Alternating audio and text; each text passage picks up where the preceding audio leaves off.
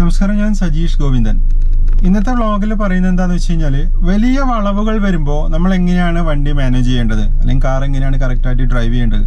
Steering control പലർക്കും ബുദ്ധിമുട്ടുണ്ട് എന്ന് പറഞ്ഞു. അപ്പോൾ ഇന്ന് വലിയ വളവിലൂടെ ഡ്രൈവ് ചെയ്ത് കാണിക്കുകയാണ്. നിങ്ങൾ നോക്കുക എങ്ങനെയാണ് സ്റ്റിയറിംഗ് കൺട്രോൾ ചെയ്യുന്നതെന്ന്, എന്നിട്ട് കാര്യങ്ങൾ മനസ്സിലാക്കുക. ഞാനിപ്പോൾ സൈഡിൽ നിർത്തിയിട്ടിരിക്കുന്ന വണ്ടി മുന്നോട്ടേക്ക് എടുക്കുകയാണ്. ഫസ്റ്റ് ഗിയർ ആക്കി ഹാൻഡ് ബ്രേക്ക് റിലീസ് ചെയ്തു. റൈറ്റ് ഇൻഡിക്കേറ്റർ കൊടുത്തിട്ടുണ്ട്. ബാക്കിൽ വണ്ടിയൊന്നും ഇല്ലാന്ന് നോക്കിയിട്ട് ഇതാ പതിയെ മുന്നോട്ടേക്ക് എടുക്കുന്നു.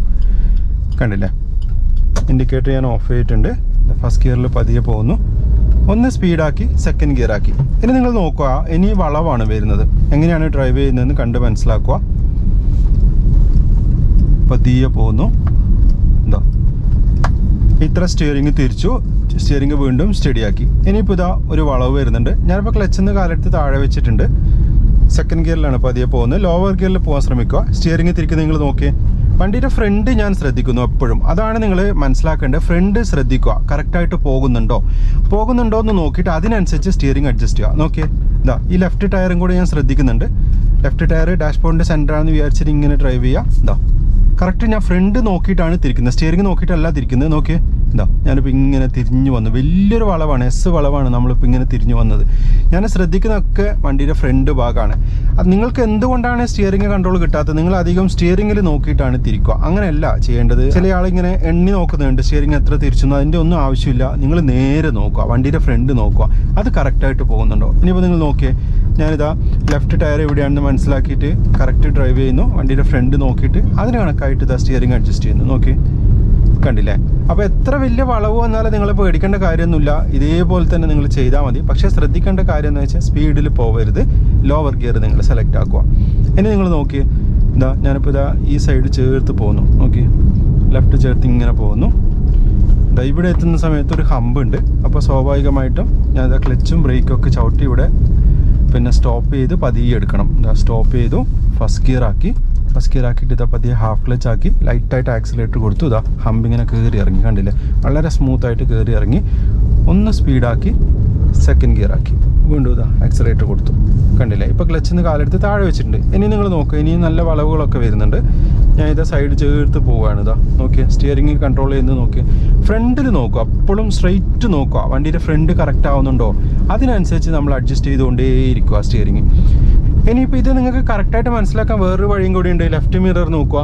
ലെഫ്റ്റ് മിററിൽ നോക്കിക്കഴിഞ്ഞാൽ റോഡിൽ നിന്ന് എത്ര ഗ്യാപ്പ് വിട്ടിട്ടാണ് നമ്മൾ പോയിക്കൊണ്ടിരിക്കുന്നതെന്ന് മനസ്സിലാവും. റോഡിൻ്റെ ബോർഡറിൽ നിന്ന് എത്ര ഗ്യാപ്പ് ഉണ്ട്. അത് നമ്മൾ കൃത്യമായിട്ട് മെയിൻറ്റെയിൻ ചെയ്ത് കൊണ്ടുപോയാൽ തന്നെ നമുക്ക് ഈസി ആയിട്ട് ഡ്രൈവ് ചെയ്യാൻ വേണ്ടിയിട്ട് കഴിയും. നിങ്ങൾ സ്റ്റിയറിങ്ങിൻ്റെ കൺട്രോൾ ഓർത്ത് പരിഭ്രമിക്കേണ്ട കാര്യമില്ല. വെറുതെ സ്റ്റിയറിങ് വലത്തോട്ടേക്ക് തിരിക്കാതിരിക്കുക. അതായത് ഈ ഒരു സൈഡിലേക്ക് ഇങ്ങനെ വെറുതെ തിരിക്കാതിരിക്കുക. തിരിച്ചു കഴിഞ്ഞാൽ എന്ത് പറ്റും, നമ്മൾ ലെഫ്റ്റ് സൈഡ് വിട്ട് മാറി റൈറ്റിലേക്ക് പോയിക്കൊണ്ടിരിക്കും വണ്ടി. അത് മാക്സിമം ഒഴിവാക്കുക. ഇനിയിപ്പോൾ ഇതാ വലിയ വളവാണ് വരുന്നത്. നോക്കുക, ഞാനിപ്പോൾ സെക്കൻഡ് ഗിയറിൽ തന്നെയാണുള്ളത്. ഞാനെങ്ങനെയാണ് തിരിക്കുന്നത് നോക്കുക. ഇതാ കുറച്ച് തിരിക്കുന്നേ ഉള്ളൂ. വണ്ടിയുടെ ഫ്രണ്ട് നോക്കി കറക്റ്റ് ആവുന്നുണ്ടോ. എന്താ എതിരെ ഒരു വണ്ടി വരുന്നുണ്ട്. നോക്കി, കണ്ടില്ല, നമ്മളിത് കറക്റ്റായിട്ട് ഡ്രൈവ് ചെയ്ത് പോയി. ഒന്ന് സ്പീഡ് കൂട്ടി ഞാൻ ഇത് തേർഡ് ഗിയർ ആക്കി. ഇനി വലിയ വളവുകളാണ് വരുന്നത്. നോക്കുക, നിങ്ങൾ തേർഡ് ഗിയർ ആക്കിയിട്ട് പതിയെ പോകുന്നു. ഒന്ന് ഹോൺ അടിക്കുന്നു. ഇതാ ഇവിടെ കുറച്ച് കൺജസ്റ്റഡ് ആണ് വഴി. വേറൊരു വണ്ടി നിർത്തിയിട്ടുണ്ട്. സ്പീഡ് കുറച്ച് ഞാൻ സെക്കൻഡ് ഗിയർ ആക്കി. കണ്ടില്ല, ഇതാ പതിയെ പോകുന്നു. പതിയെ പോകുന്നു. ഇങ്ങനെയൊക്കെ വണ്ടി വരുന്ന സമയത്ത് നമ്മളെ പിന്നെ റൈറ്റ് സൈഡ് കുറച്ച് ചേർത്തെടുക്കുക. ശ്രദ്ധിക്കണം. അപ്പോൾ ലെഫ്റ്റ് മിറർ ഒക്കെ ശ്രദ്ധിക്കണം, മിററിൻ്റെ ബോഡിയും ശ്രദ്ധിക്കണം.